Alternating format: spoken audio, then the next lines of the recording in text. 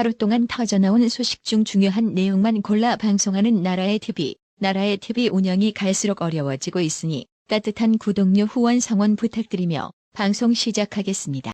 국민의힘 윤석열 캠프에서 총괄선대위원장 자리를 반강제적으로 축출당한 김종인을 찾아간 민주당 박용진이가 김종인이 이재명에게 우호적인 느낌이 들었다라고 말했는데요. 애초에 우파나 정권교체에 대한 정체성이 없던 이런 인물에게 점에 달려온 국민의힘, 뒤늦게라도 정신 챙겨 천만다행입니다. 그나저나 올해 83세면 빠르면 증손주 볼 나이 아닌가요? 노욕도 이런 노욕은 아마 없을 겁니다.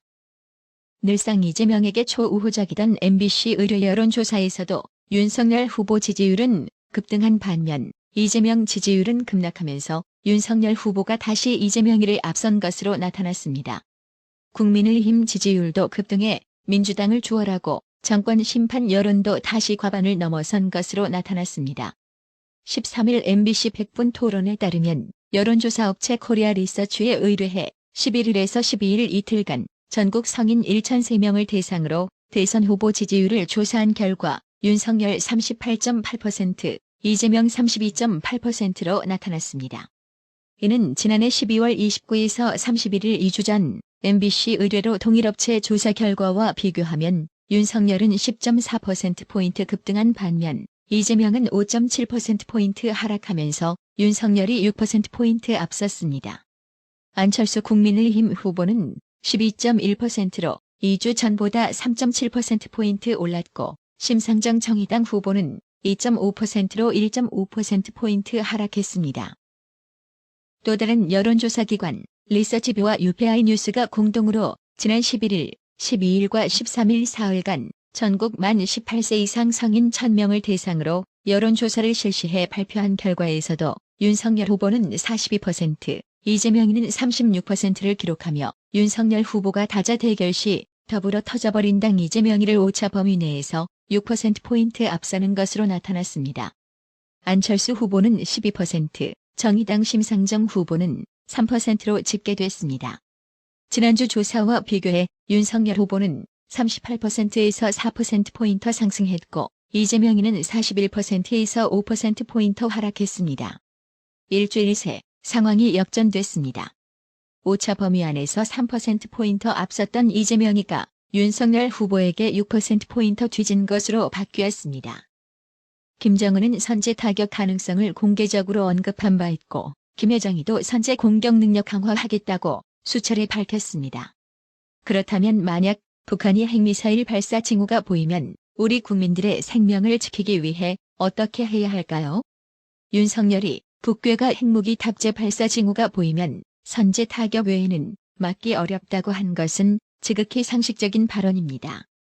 그럼에도 민주당은 평화와 전쟁, 윤석열은 전쟁광이라는 프레임으로 몰아가고 있는데요. 이에 대해 태영호 의원은 민주당은 평화냐 전쟁이냐는 프레임으로 이재명이는 평화의 사도, 윤석열 후보는 전쟁광으로 몰아가고 있다며 날로 거세지는 북한의 선제 핵공격 협박에 대응하는 길은 우리도 북한을 때릴 수 있다는 강한 의지를 보여주는 것이라고 강조했습니다. 더군다나 이재명이가 윤석열 후보처럼 국민의 생명과 안전을 무조건 책임지겠다고 선언하는 모습을 본 적이 없다고 짚은 태영호 의원은 여기에 더해 윤석열 후보의 선제 타격 발언을 한반도를 위기에 빠뜨릴 수 있는 극히 부적절한 발언이라고 맹비난하는 민주당은 극초음속 미사일 시험을 거듭 실시한 북한에는 찍소리도 못하고 있다고 이재명이와 민주당을 동시에 비판했습니다. 태영호 의원은 그러면서 이재명이라면 북한 핵공격에 어떻게 대응할 것인지 물었습니다.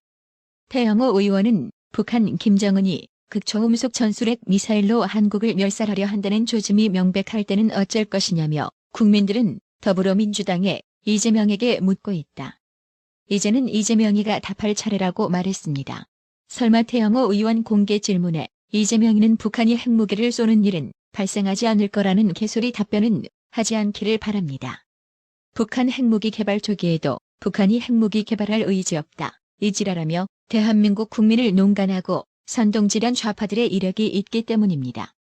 우리 공화당 조원진 후보는 더불어 터져버린 당 이재명이의 변호사비 대납 의혹 제보자의 죽음 등과 관련 의문사 진상위원회를 설치하겠다고 말해 향후 행동의 귀추가 주목됩니다.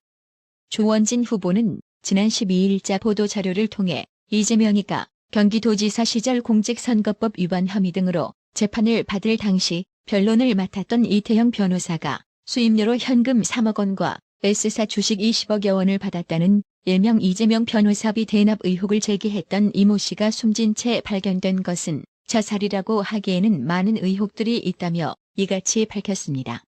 조원진 후보는 이어 최근 대장동 개발 특혜 의혹 관련인 유한기 전 도시개발공사 개발사업본부장과 실무 책임자였던 김문기 성남도시개발공사 개발사업 1처장의 자살 등을 포함해 의문사 진상위원회를 설치하여 죽음의 진실을 밝히겠다고 피력했습니다.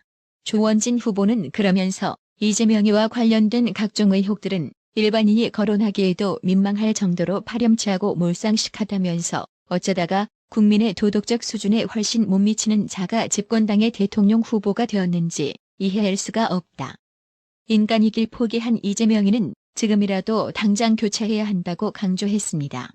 안철수 국민의당 후보가 13일 이재명 변호사비 대납 의혹을 제기한 이병철 씨 사망과 관련 살인 멸구라며 타살 의혹을 제기해 더불어민주당이 강력 반발하는 등 파장이 일었습니다. 안철수 후보는 이날 선대위 회의에서 또 한 분이 유명을 달리했다. 유한기, 김문기 씨에 이어 벌써 세 번째라며 이재명의 대장동 게이트를 비롯한 비리 의혹 규명에 결정적 키를 쥐고 있는 분들이 살인 멸구를 당하고 있다. 죽여서 입을 막는다는 살인 멸구는 폭정을 일삼던 중국 봉건 영주들의 필살기라고 말했습니다. 이어 대장동, 백현동 등 탐욕의 현장마다 돌아가신 세 분의 비극의 현장마다 이재명 후보의 그림자는 여지없이 어른거렸다. 이 모든 걸 우연이라고 생각하는 국민은 없을 것이라며 분명히 누군가 죽음의 기획자와 실행자가 있다. 이들이 누구인지 검찰이 철저하게 수사해 밝혀내야 한다고 목소리를 높였습니다. 이에 대해 민주당 곽상원 선대위 대변인은 브리핑을 통해 안철수 국민의당 후보는 오늘 살인 멸구라는 망발로 여당 대통령 후보 죽이기에 나섰다며 경찰은 오늘 오전 망인의 사망 원인을 발표했다. 망인의 사망 원인은 심장질환으로 인한 대동맥 파열이고 주변의 CCTV 조사 결과 외부인 출입 흔적은 없었다고 한다. 타살이 아니고 한 개인의 불행한 죽음이라고 반박했습니다. 이재명 변호사비 대납 의혹의 최초 제보자 이병철 씨가 지난 11일 숨진 채 발견되기 전까지 이재명 아내 김혜경 씨의 해경궁 김씨 사건 관련 의혹이 담긴 녹취 파일을 갖고 있었다고 이병철 씨 주변 인사들이 13일 밝혔습니다. 조선일보 취재를 종합하면 이병철 씨는 이재명의 선거법 위반 사건과 해경궁 김씨 사건을 모두 변호했던 이태영 변호사 등과의 대화가 담긴 6개의 녹취 파일을 갖고 있었다고 합니다. 이는 이병철 씨 휴대전화와 컴퓨터 등에 복원돼 있었던 걸로 전해졌습니다. 그중 3개는 이병철 씨가 언론에 공개한 뒤 수원지검에 제출했던 것으로 이태영 변호사가 이재명 부부 사건 수임료로 현금 3억 원과 중견기업 S사의 전환사채 20억 원을 받았다는 변호사비 대납 의혹을 뒷받침하는 근거라고 이병철 씨는 주장했습니다. 나머지 3개 미공개 녹취 파일에는 이른바 해경궁 김씨 사건 관련 내용이 포함된 것으로 전해졌습니다. 해경궁 김씨 사건은 해경궁 김씨로 알려진 트위터 계정 사용자가 2018년 4월 민주당 경기지사 후보 경선에서 당시 이재명의 경쟁자였던 전해철 행정안전부 장관에 대해 허위 사실을 공표하고 2016년 11월에서 12월 문재인 아들내미 문준용의 한국고용정보원 특혜 채용 의혹 등에 관한 글을 올려 문준용의 명예를 훼손했다는 것입니다. 이 사건을 수사했던 경찰은 2018년 11월 해경궁 김씨는 김혜경 씨 계정이라며 김혜경 씨에 대해 기소 의견으로 수원지검에 송치했습니다. 그런데 수원지검은 한 달 뒤 증거 불충분을 이유로 김혜경 씨를 무혐의 처분했습니다. 검찰은 당시 계정 아이디와 비밀번호가 공유되어 여러 사람이 사용하는 등 김혜경 씨의 개인 용도로 사용하지 않았을 가능성이 있다며 일부 김혜경의 신상 정보와 일치하는 글이 발견되나 김혜경의 신상과 부합하지 않는 글도 존재한다고 밝혔습니다. 이에 대해 경찰은 이례적으로 검찰의 불기소 결정은 다소 의외라는 반박 입장문을 내기도 했습니다. 숨진 이병철 씨가 변호사비 대납 의혹을 제기했던 이태영 변호사는 바로 김혜경 씨를 무혐의 처분했던 수원지검 공안부장 출신입니다. 이태형 변호사는 2018년 7월 의정부지검 차장검사를 끝으로 변호사 개업을 하자마자 그 사건을 맡았습니다. 법조계에선 이태형 변호사가 전관 예우를 받은 것 아니냐는 말이 나오기도 했습니다. 이민석 변호사는 유족들을 통해 저희가 미공개 녹취를 받을 것 같다며 유족과 상의해 공개 여부를 결정하겠다고 했습니다. 국민의힘은 최근 해경군 김 씨는 이재명이의 아내 김혜경 씨라고 주장하며 수사 재개를 촉구했습니다. 대검찰청은 13일 국민의힘 의원들이 검찰의 대장동 수사를 비판하며 항의 방문한 것과 관련 정상적인 공무 수행에 지장을 주고 검찰의 정치적 중립성과 공정성을 훼손할 수 있다고 반발했습니다. 대검은 이날 입장문을 통해 이같이 말하며 정치권의 신중한 자세를 간곡히 요청드린다고 자제를 당부했습니다. 이어 대검은 정치권을 비롯한 국민의 다양한 의견은 당연히 경청하겠으나 이러한 집단적 항의 방문에 대하여는 관련 규정에 따라 수용하지 않을 방침이라고 덧붙였습니다. 이에 대해 전주의 국민의힘 선대본부 대변인은 논평을 통해 적반하장도 유분수라고 맞받았습니다.